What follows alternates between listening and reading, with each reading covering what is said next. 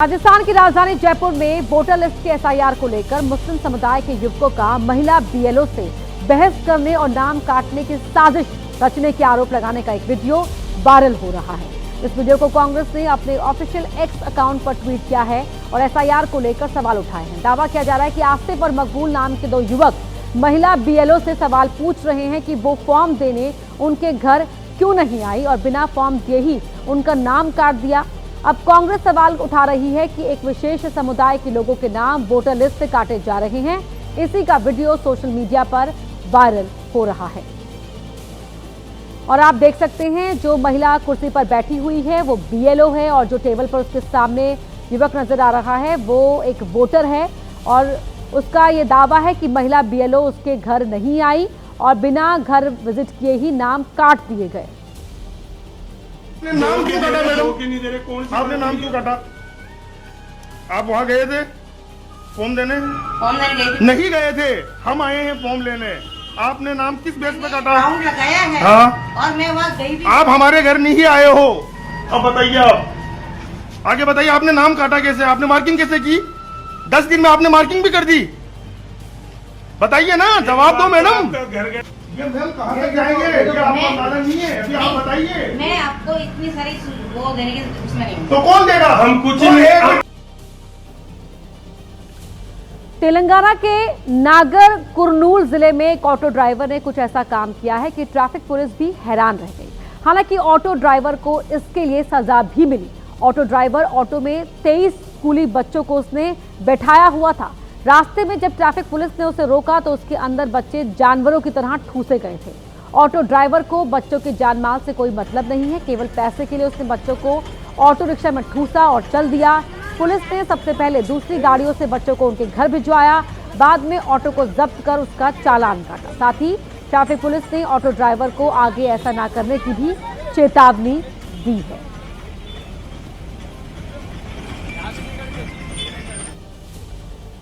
UP के मऊ जिले में एक तेज रफ्तार बस पलटने से बड़ा हादसा हो गया। बिहार से वाराणसी जा रही ये बस जैसे ही मऊ जिले की सीमा पर पहुंची, ड्राइवर ने अपना नियंत्रण खो दिया। बस बेकाबू होकर पलट गई। वीडियो में आप देख सकते हैं कि बस सड़क किनारे पलटी हुई है।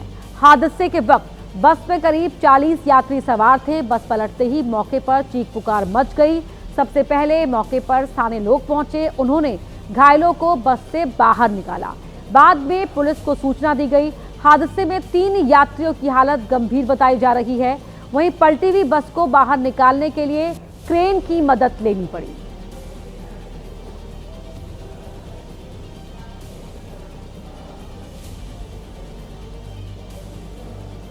तो 40 यात्री घायल हुए हैं।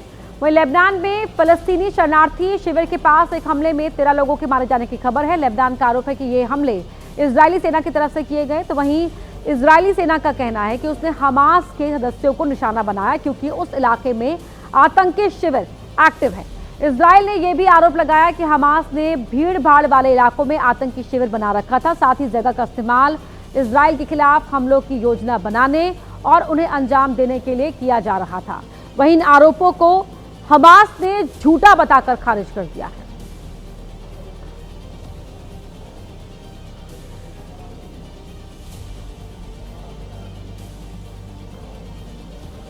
मुरादाबाद में एक निजी यूनिवर्सिटी का कैंपस जंग का मैदान बन गया। छात्राओं के 2 गुटों के बीच ऐसी मारपीट हुई कि यूनिवर्सिटी प्रशासन और उसकी सुरक्षा पर ही सवाल उठने लगे।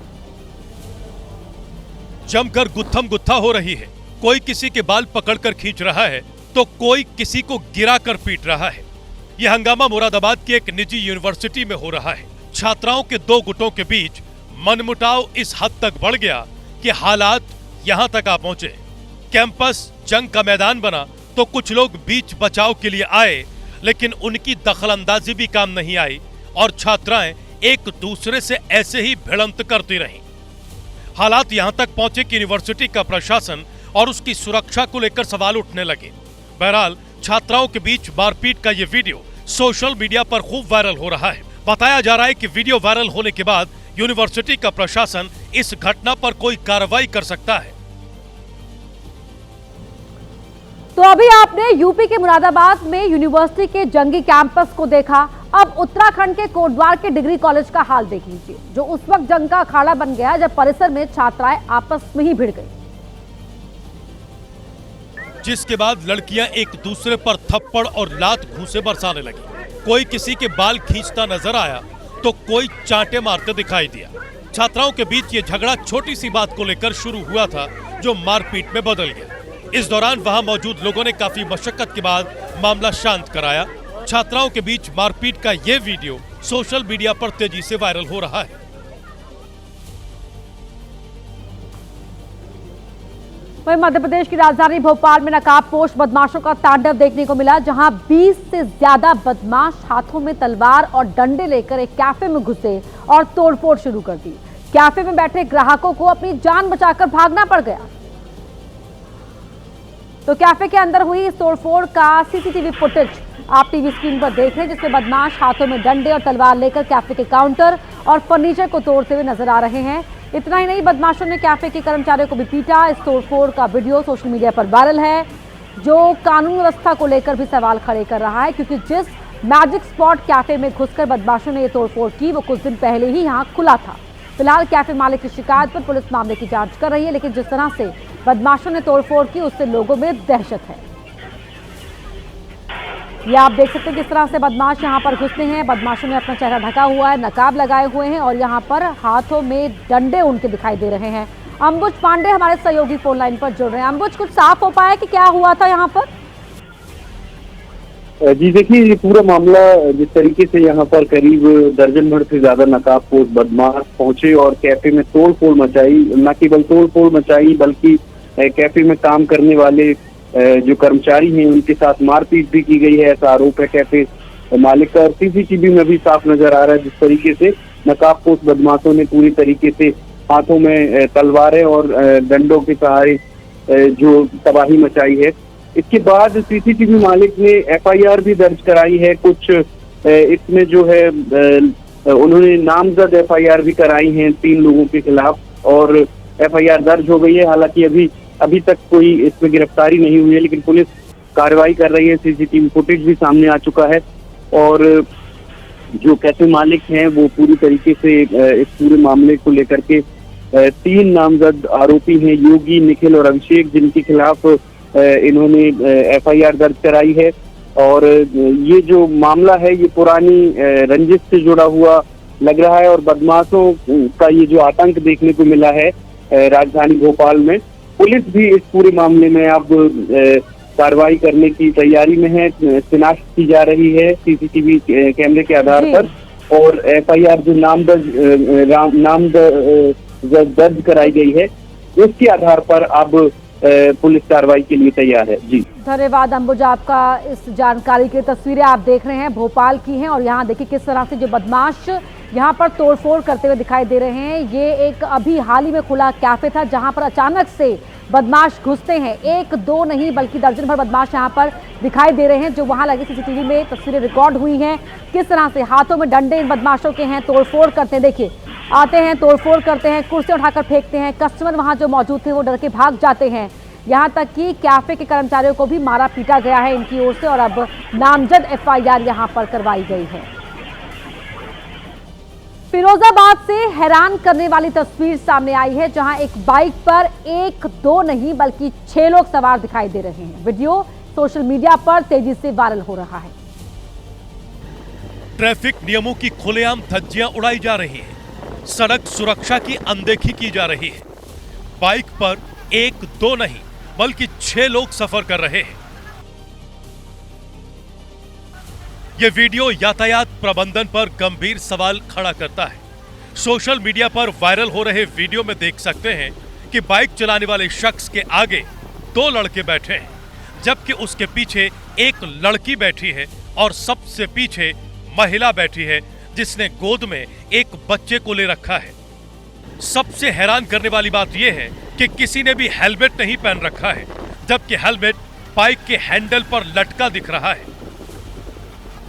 यह वीडियो जिले में चलाए जा रहे यातायात माह और सुरक्षा अभियान की पोल खोल रहा है। सवाल ये उठता है कि अगर कोई हादसा हो गया तो इसकी जिम्मेदारी कौन लेगा? वाराणसी के दाल मंडी इलाके में चौड़ीकरण का विरोध तेज हो गया है। स्थानीय व्यापारियों के साथ साथ अब महिलाएं भी विरोध में उतर आई हैं। इस दौरान व्यापारियों ने अपनी दुकानों को बंद रखा। जैसे ही प्रशासन की टीम पहुंची, हंगामा खड़ा हो गया। दाल मंडी के व्यापारियों और वहां की महिलाओं ने विरोध शुरू कर दिया। अधिकारियों ने नोटिस और प्रक्रिया के बारे में समझाने की कोशिश की तो अचानक माहौल गर्मा गया। विरोध के दौरान पुलिसकर्मियों और व्यापारियों के बीच तीखी नोकझोंक भी देखने को मिली।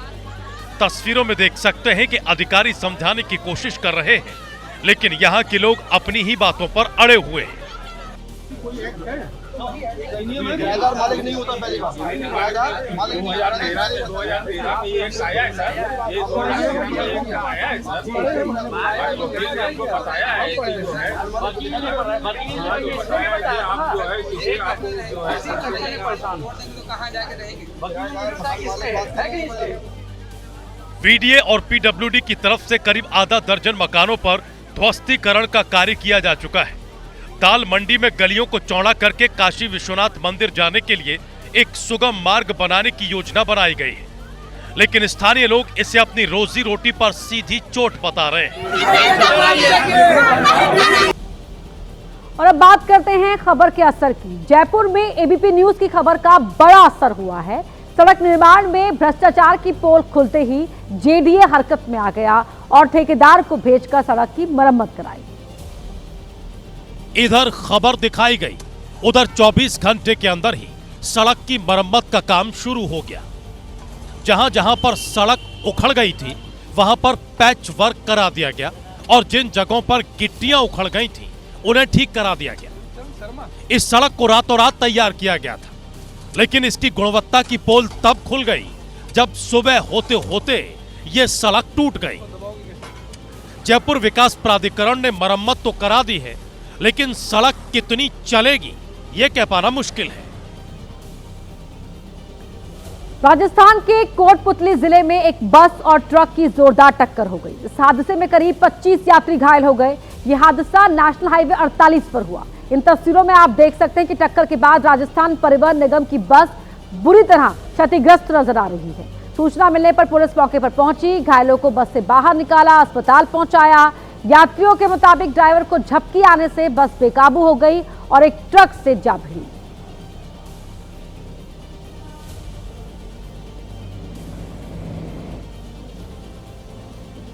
आतंकी पनाहगाह बने पाकिस्तान की रावलपिंडी की अदीला जेल के बाहर आधी रात को हाई वोल्टेज ड्रामा देखने को मिला। जेल में बंद पूर्व प्रधानमंत्री इमरान खान की बहनों का आरोप है कि पुलिस ने उन्हें सड़क पर घसीटा, उनके साथ हिंसा की गई। ये रावलपिंडी की अदीला जेल है। इमरान खान इसी जेल में बंद है। जेल के बाहर पूर्व प्रधानमंत्री इमरान खान की बहनें धरने पर बैठी थी। मंगलवार की सुबह 10 बजे से यह धरना चल रहा था, लेकिन आधी रात होते होते यह अफरा तफरी मच गई। आरोप है कि पुलिस ने जेल के बाहर से धरना खत्म कराने के लिए इमरान की बहनों को जबरन वहां से हटा दिया। उनके साथ हिंसक बर्ताव किया गया और उन्हें सड़क पर खींचा गया। इमरान की बड़ी बहन नोरीन खानूम नियाजी की हालत काफी खराब हो गई, जबकि दूसरी बहन अलीमा ने बड़ी बहन को संभाला। आज जो मेरी बहन के साथ किया इन्होंने, और सड़क पे वो तो हमें समझ ही नहीं आई। पहले इन्होंने लड़कों को मारा, उनको भगाया, ठीक है, थोड़े से हम लोग थे, हम फुटपाथ पे बैठे हुए। फिर जो मेरी बहन के साथ जो ये तकरीबन इनको होश नहीं थी उस वक्त, क्योंकि इनको जमीन पे घसीट रही थी, बालों से पकड़ के घसीट रही थी, इनके बाजुओं से घसीट रही थी। इमरान की बहनों का आरोप है कि बीते 3 हफ्तों से पाकिस्तानी सरकार अदीला जेल में बंद इमरान खान को उनके परिवार से नहीं मिलने दे रही है, जिसकी वजह से इमरान की बहनें दोपहर में पार्टी के अन्य नेताओं के साथ जेल के बाहर ही धरने पर बैठ गई थी। भारतीय समय के मुताबिक रात 12:30 बजे पाकिस्तानी पुलिस ने इमरान खान की बहनों को हिरासत में लेकर पुलिस गाड़ी में भरकर चक्री पुलिस थाने ले गई, जहां से कुछ देर बाद उन्हें छोड़ दिया गया। और अब बात जापान की, जहां भीषण अग्नि तांडव देखने को मिला। एक घर में लगी आग ने आसपास की कई इमारतों को अपनी चपेट में ले लिया। बेकाबू आग नजदीक के जंगलों तक फैल गई, जिससे जापान के दक्षिणी पश्चिमी शहर ओइता में हाहाकार मच गया। आग की लपटें आसमान को छू रही थी। पूरा इलाका धुएं के गुबार से भर गया। जिससे पूरे इलाके में दहशत फैल गई। एक घर में लगी आग इतनी भीषण थी कि महज चंद मिनटों में ही इसने आसपास की 20 इमारतों को अपनी चपेट में ले लिया। ये आग इतनी विकराल और बेकाबू हो गई कि रिहायशी इलाकों से होते हुए ये पास के जंगल तक पहुंच गई, जिससे और भी मुश्किलें बढ़ गईं। फायर फाइटर्स की टीम ने वहां से 170 से ज्यादा लोगों को सुरक्षित जगहों पर पहुंचाया। ये आग सागा नोसेकी में मछली पकड़ने वाले बंदरगाह के उत्तर पूर्व में स्थित एक घने रिहायशी इलाके में लगी। यूरोपीय देश क्रोएशिया की राजधानी जाग्रेब में उस वक्त हड़कंप मच गया जब एक बहुमंजिला इमारत में भयंकर आग लग गई। और देखते ही देखते बहुमंजिला इमारत के कई फ्लोर धू-धू कर जलने लगे। एक फ्लोर से भड़की आग छत तक फैल गई और ऊंची ऊंची लपटें उठने लगी, जिसके बाद आसपास की इमारतों में अफरा तफरी मच गई, जिनको तुरंत खाली कराया गया। सूचना मिलते ही फायर ब्रिगेड की कई गाड़ियां मौके पर पहुंची। आग इतनी भयंकर थी कि आग को बुझाने में कई घंटों का वक्त लग गया। राहत की बात यह है कि हादसे में किसी के भी हताहत होने की खबर नहीं है।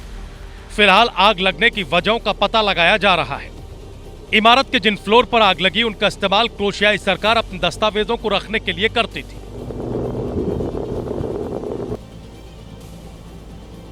मध्य प्रदेश के दिरावरी गांव से चौंकाने वाली तस्वीर सामने आई है, जहां पर बंदर की मौत पर भव्य मृत्यु भोज का आयोजन किया गया, जिसमें करीब 4000 लोग शामिल हुए। राजगढ़ के दिरावरी गांव में बंदर की मौत के बाद गांव के लोगों ने न सिर्फ अंतिम संस्कार किया, बल्कि इंसानों की तरह ही उसकी 12वीं मनाई और भव्य मृत्यु भोज भी कराया, जिसमें 4000 से ज्यादा लोग शामिल हुए। खास बात यह है कि इस आयोजन के लिए चंदा इकट्ठा किया गया और गाजे बाजे के साथ विदाई दी गई। पूरे आयोजन के दौरान हनुमान भजन बजते रहे। ग्रामीणों का कहना था कि ये बंदर नहीं, हनुमान जी का रूप था, इसलिए मृत्यु भोज पूरे मान सम्मान से किया गया। मृत्यु भोज का कार्यक्रम रखा गया। यहाँ एक बंदर लाइट से चिपक के मर गया था। हम धार्मिक संस्कृति में हम हनुमान जी के रूप मानते हैं। उनका दाग संस्कार भी हम हमारे परिवार के सदस्य का करते हैं, वैसे ही हमने उनका दाग संस्कार किया। बंदर की अस्थियों को पूरे विधि विधान के साथ उज्जैन की शिप्रा नदी में विसर्जित किया गया।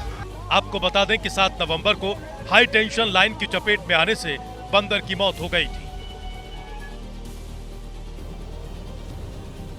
ग्रेटर नोएडा में अनियंत्रित ट्रैक्टर ने बाइक में टक्कर मार दी। इस हादसे में बाइक सवार 3 लोगों की मौत हो गई। ये घटना वहां लगे सीसीटीवी में रिकॉर्ड हो गई। ट्रैक्टर ने दिशा बदली और सामने से आ रही 2 बाइक उसकी चपेट में आ गई। ट्रैक्टर चला रहा शख्स कुछ समझ पाता उससे पहले ही दोनों बाइक पर सवार 3 लोग जमीन पर गिर गए और तीनों की मौत हो गई। सीसीटीवी में नजर आया कि ट्रैक्टर और कार तेज रफ्तार में चल रहे थे। दोनों में से कोई भी अपनी रफ्तार धीमी करने को तैयार नहीं था। तभी कार ट्रैक्टर को ओवरटेक करते हुए आगे निकल गई और उसे ओवरटेक करने के चक्कर में ट्रैक्टर चला रहे शख्स ने बाइक में टक्कर मार दी। हादसा दनकौर सिकंदराबाद रोड पर हुआ, जिस हादसे में गौरव नागर नाम के रेडियोलॉजिस्ट की मौत हो गई, जो ड्यूटी से घर लौट रहे थे। दूसरी बाइक पर देवर भाभी बच्चों के साथ बैठे थे। हादसे में देवर भाभी की जान चली गई, जबकि दोनों बच्चों का अस्पताल में इलाज चल रहा है। यूपी के गोरखपुर में एक घर में धार्मिक अनुष्ठान हुआ था और अनुष्ठान का प्रसाद जिसने खाया, अब उन सभी लोगों को रेबीज का टीका लगाया जा रहा है। दरअसल हुआ कि ये जिस गाय के दूध से पंचामृत बनाया गया था, उस गाय को एक कुत्ते ने काट लिया था, जिसके चलते उसकी मौत हो गई थी। बताया जा रहा है कि गांव के करीब 200 लोगों ने इस अनुष्ठान के बाद पंचामृत लिया था और अब सब डरे हुए हैं। हालांकि पंचामृत लेने वाले लोगों को रेबीज का इंजेक्शन लगवाया जा रहा है। गांव वालों ने बताया कि गाय को जिस कुत्ते ने काटा वो पागल था और इसी के बाद गाय अजीब अजीब हरकत करने लगी। न पानी पीती थी, न कुछ सबको काटने मारने के लिए दौड़ती थी, न पानी पीती न खाती, कुछ नहीं। और ऐसे कुत्ते जैसा बैठती भी थी। करीब 3-4 दिन के बाद 5 दिन, यानी टोटल मिलाकर 1 हफ्ते के बाद वो मर भी गई है, शनिवार शाम को। घर के धार्मिक अनुष्ठान में दूर दूर से रिश्तेदार भी आए थे और अब वो सब भी डरे हुए हैं। राजस्थान की राजधानी जयपुर में पुलिस ने बड़ा एक्शन लिया है और बाइक में तेज आवाज करने वाले साइलेंसर लगाने वालों पर नकेल कसी है। जो अपनी बाइक से दूसरे राहगीरों में दहशत फैलाते हैं, आज वो दहशत नहीं। जयपुर पुलिस ने 2, 5, 10 नहीं बल्कि 150 से ज्यादा अवैध साइलेंसर को जब्त किया और कैमरे के सामने उस पर रोड रोलर चलाकर कुचल दिया। मॉडिफाइड साइलेंसर्स का उपयोग करके स्टंट करना और माहौल खराब करने का प्रयास करना, इसमें कोई बहादुरी का काम नहीं है। इस अभियान के तहत करीब 300 अवैध साइलेंसर्स और प्रेशर हॉर्न की जब्ती हुई। अब पुलिस उन दुकानदारों की तलाश में है जहां इस तरह के अवैध साइलेंसर लगाए जाते हैं। यूपी के प्रयागराज से हैरान करने वाला एक मामला सामने आया, जहां जांच में पता चला कि 17 साल की लड़की की हत्या करने वाला कोई और नहीं बल्कि सेना में नायक के पद पर तैनात एक जवान है। जांच में पता चला कि सोशल मीडिया पर 11वीं में पढ़ने वाली साक्षी यादव की दोस्ती हर्षवर्धन सिंह से हो गई, जो कि सेना में नायक के पद पर तैनात था। दोस्ती बढ़ने के बाद साक्षी शादी की जिद कर रही थी, जबकि उसकी उम्र सिर्फ 17 साल थी। उधर हर्षवर्धन ने किसी और लड़की से शादी की बात फाइनल कर ली। 30 नवंबर की तारीख भी तय हो गई। साक्षी को रास्ते से हटाने के लिए उसने पहले उसकी हत्या की, फिर शव को पेड़ के नीचे मिट्टी में दबा दिया। हालांकि अब पुलिस ने हर्षवर्धन को गिरफ्तार कर लिया है, साथ ही हत्या में इस्तेमाल किया गया हथियार भी बरामद कर लिया गया। शव के पास से पुलिस को साक्षी का स्कूल बैग मिला था, जिसमें एक कॉपी पर हर्षवर्धन का मोबाइल नंबर लिखा हुआ था। इसके अलावा पुलिस को एक सीसीटीवी फुटेज भी मिला, जिसमें हर्षवर्धन साक्षी को बाइक पर बैठाकर ले जाता देखा गया।